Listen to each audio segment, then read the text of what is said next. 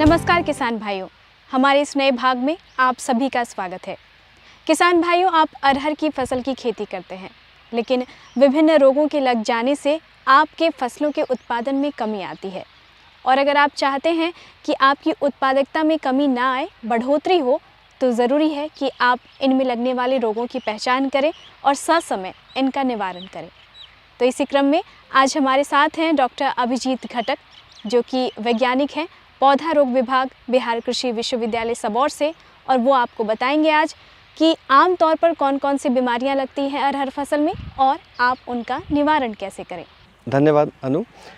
हमारे बिहार में मुख्य रूप से कई सारे अरहर में कई सारी बीमारियां हैं, जिसमें सबसे प्रमुख है उकठा।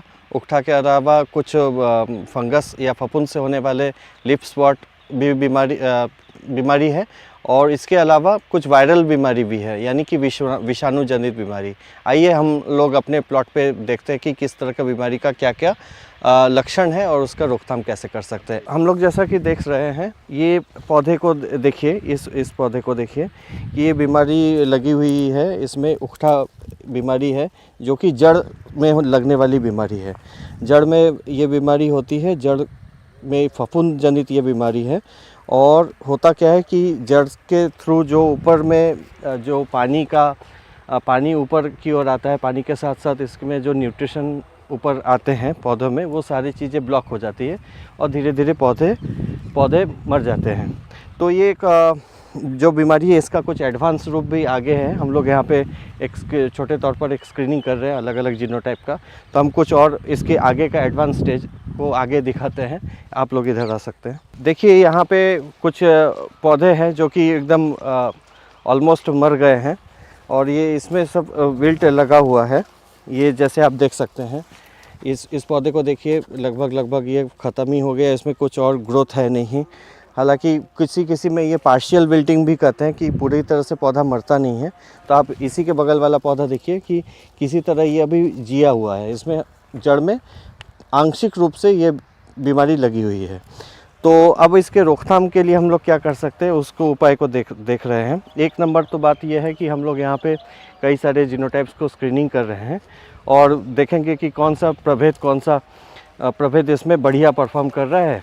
तो उसको फिर हम लोग ब्रीडिंग लाइन को आगे ले जाएंगे और देखेंगे कि जो किसानों के लिए लाभकारी ब्रीडिंग लाइन हो, उसको फिर हम लोग किसानों को वैरायटी के रूप में देंगे।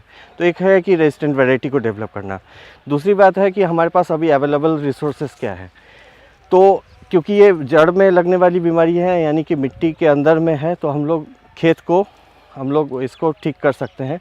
खेत को ठीक करने के लिए इसमें क्रॉप रोटेशन ज़रूर अपनाना चाहिए, फसल चक्र को ज़रूर अपनाना चाहिए। तो फसल चक्र को अपना सकते हैं 3 से 4 साल के लिए। दूसरी नंबर में जो बात आती है कि अगर आपके खेत में किसान भाई लगातार देख रहे हैं कि ये बीमारी आती है, तो इसके साथ साथ ज्वार की खेती इसके साथ साथ कर सकते हैं, इंटरक्रॉपिंग। ठीक है, मतलब अरहर के साथ साथ ज्वार भी लगा करके कर सकते हैं, जिससे कि ये बीमारी कई हद तक इसकी मतलब गिरावट आती है इस बीमारी में। तीसरी बात है कि हमारे पास फफूंदनाशी है। तो फफूंदनाशी का इस्तेमाल हम लोग सीड ट्रीटमेंट के रूप में, यानी कि बीज को उपचार करने के रूप में कर सकते हैं, जिसमें हम लोग बेनलेट या बेनोमाइल के साथ साथ थीरम का इस्तेमाल कर सकते हैं। 50% बेनलेट ले लिया और 50% थीरम ले लिया। तो इन दोनों का मिश्रण, यानी कि 1.5 ग्राम अगर लेते हैं तो 3 ग्राम प्रति किलो बीज में ट्रीट करके, उपचार करके फिर उसको हम लोग लगा सकते हैं। या अगर कुछ भी नहीं है हमारे पास, तो कार्बेंडाजिम, जो कि बेबिस्टिन नाम से भी आता है, मार्केट में बहुत प्रचलित है, हम लोग उसका इस्तेमाल कर सकते हैं सीधे 3 ग्राम प्रति किलो बीज।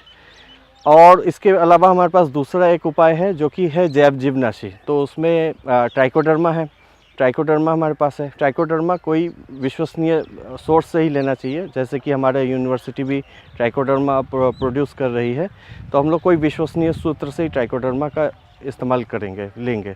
तो उसके साथ भी हम लोग बीज का उपचारित कर सकते हैं। बीज को कैसे उपचारित किया जा सकता है, इसके लिए हम लोग एक दूसरी वीडियो बनाएंगे, जिसमें हम लोग करके भी दिखाएंगे। तो हम लोग उस पार्ट को अभी यहाँ पे छोड़ते हैं। अब अगर आपके खेत में ये बीमारी लग गई है, या आप किसान भाई देख रहे हैं कि अभी ये बीमारी लगना शुरू हो गया है, तो हम लोग क्या कर सकते हैं। तो इसमें एक विधि है कि ड्रेंचिंग एक है विधि, उपाय उसमें कर सकते हैं। किसान भाई आप देख सकते हैं कि पूरे खेत में ये बीमारी नहीं लगी है, पूरे खेत में ये बीमारी नहीं लगी है। आप अगर इसको ऑब्ज़र्व करेंगे तो कहीं कहीं पे पैचेस में ही होंगे, यानी कि 8-10 पौधा एक जगह पे मर गया और कहीं पे और 2-3 पौधा मर गया, इस तरह से पैचेस में ही ये बीमारी दिखेंगी। तो इसको अब ठीक करने के लिए हम लोग ऐसा कर सकते हैं कि इस पौधे में हम लोग को ड्रेंचिंग जो विधि है, तकनीक है फंजीसाइड को अप्लाई करने के लिए, तो वो हम लोग कर सकते हैं। इसके लिए क्या करेंगे, कुछ बहुत ही साधारण है। फॉर एग्ज़ाम्पल आपके पास अगर बेबिस्टिन है, कार्बेंडाजिम जिसका नाम लिया था मैंने अभी थोड़ी देर पहले, तो कार्बेंडाजिम ले सकते हैं। तो इसका मात्रा भी उसी तरह से ज़्यादा रहेगा, 3 ग्राम प्रति लीटर के हिसाब से। या अगर बेबिस्टिन ये नहीं है तो कॉपर ऑक्सीक्लोराइड भी किसी हद तक अच्छा काम कर जाएगी, वो भी उसी तरह से 2.5 से 3 ग्राम प्रति लीटर के हिसाब से लेकर के। अब इसमें पूरे पौधे को नहीं नहलाना है, इसमें पूरे जगह पे स्प्रे नहीं करना है। तो नोज़ल जो होगा, स्प्रेयर का नोज़ल हम लोग यहाँ पे उसका फोर्स से पानी को डालेंगे और इतना डालेंगे कि कम से कम 8-10 इंच के आसपास तक, जहाँ तक इसके जड़ पहुँचे, तो इतने हाइट तक कम से कम के आसपास ये पहुँच जाए, पानी नीचे पहुँच जाए। तो हम लोग को करना क्या है कि जहाँ जहाँ पे ये बीमारी वाले पौधे हैं वहाँ पे तो इसका अप्लाई करना ही है।